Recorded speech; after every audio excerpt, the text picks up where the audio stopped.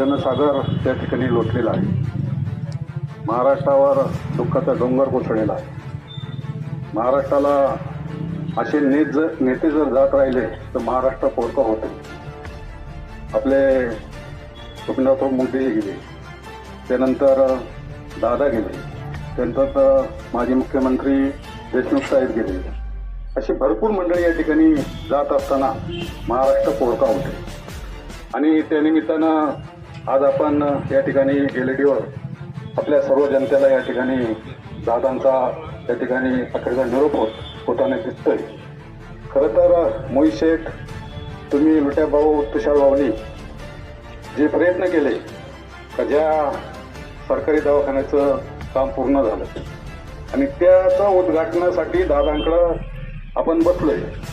परंतु ते काय म्हणले, एवढी निवडणूक होऊ द्या, पोलीस स्टेशनचं काम होऊ द्या आणि मग मी दोन्ही कार्यक्रमाला येतो.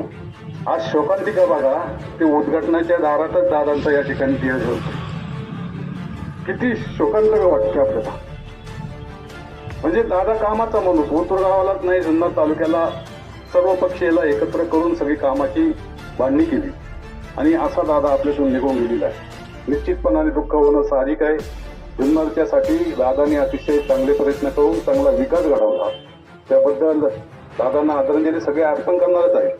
परंतु मी थोडक्यात काही मान्यवरांना या ठिकाणी विनंती करेन की श्रद्धांजली अर्पण होत असताना अग्नी टाक होईल तोपर्यंत आपण या ठिकाणी प्रातिनिधिक स्वरूपामध्ये काही मंडळी बोलतील आणि 2-2 शब्दामध्ये आपण आदरांजली अर्पण करावी.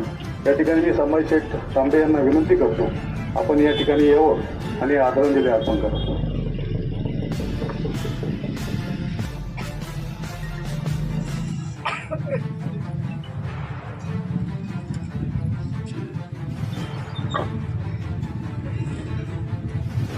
स्वर्गीय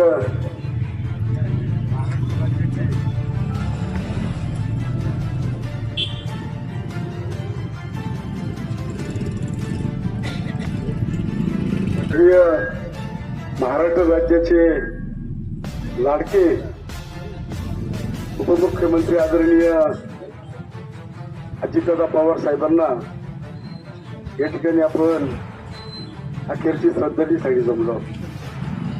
वाईट वाटतं, आम्ही जरी विरोधक होतो परंतु दादाच्या कामाची पद्धत फार महत्वाची होती. कारण एखादं काम होणार तर शब्द देणार, होणार म्हणजे होणार, आणि एखादं काम नाही होणार ना तर तोंडावर सांगणार काम होणार नाही. म्हणजे असं स्पष्ट वक्ता त्या महाराष्ट्राचंच नुकसान झाले.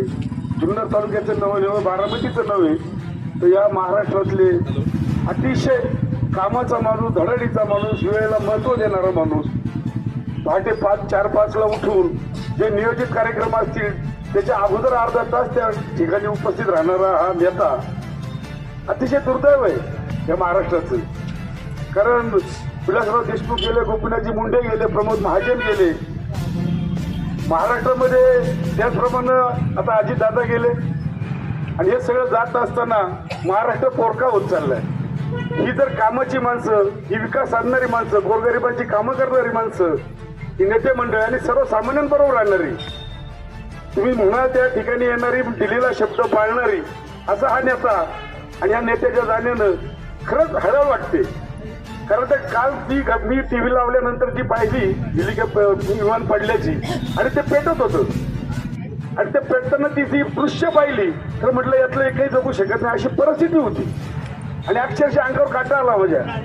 कारण मला ज्यांना फोन करायचे होते मी त्यांना फोन केले आणि त्यांना सांगितलं असा प्रकार घडलाय. आणि मग हे सगळं पाहत असताना दृश्य खालचं, आज 24 तास झाले. या 24 तासामध्ये या महाराष्ट्राचं किती मोठं नुकसान झाले. आजही जात असताना विकास कामांच्या फायली त्यांच्या बरोबर होत्या.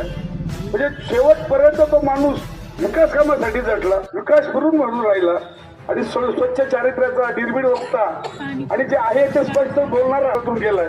अतिशय शिवसेना जुन्नर तालुका पुणे जिल्ह्याच्या वतीनं मी आदरणीय दादांना आमच्या स्मरणात राहील अशी विनम्र अभिवादन करतो. थांबतो. धन्यवाद.